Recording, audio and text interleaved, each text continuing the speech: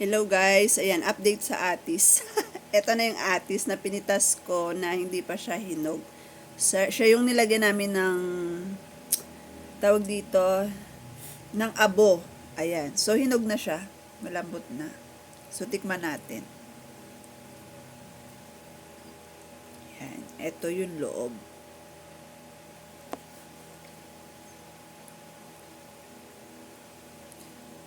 Kung gaano katamis.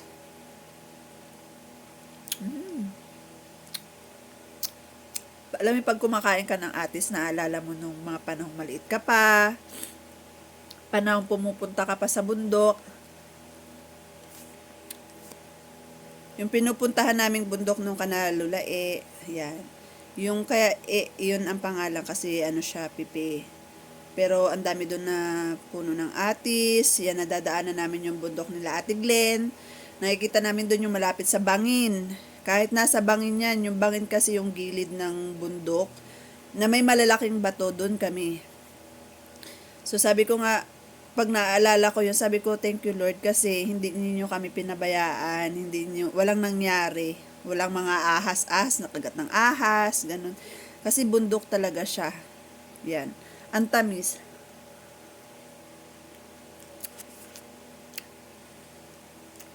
Yung kalahati, patitikim natin si Bibi. May labnat. Nung nakakakita ko ng atis dito sa Bulacan, gustong gusto ko siya. Kaso nung mga panahon na yun, ang mahal, 100 ang kilo, hindi ko afford.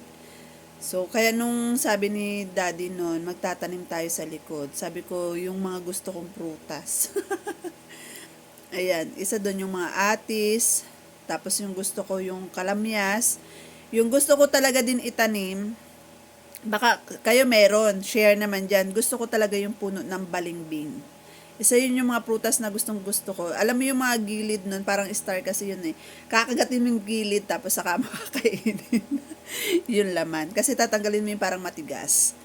So, ito yung atis. Kaya tinawag siya na sugar eclavus. Yan, matamis.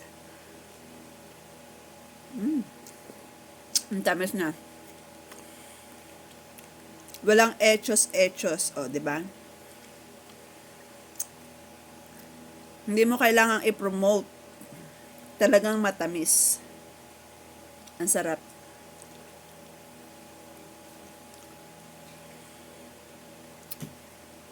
Ayan.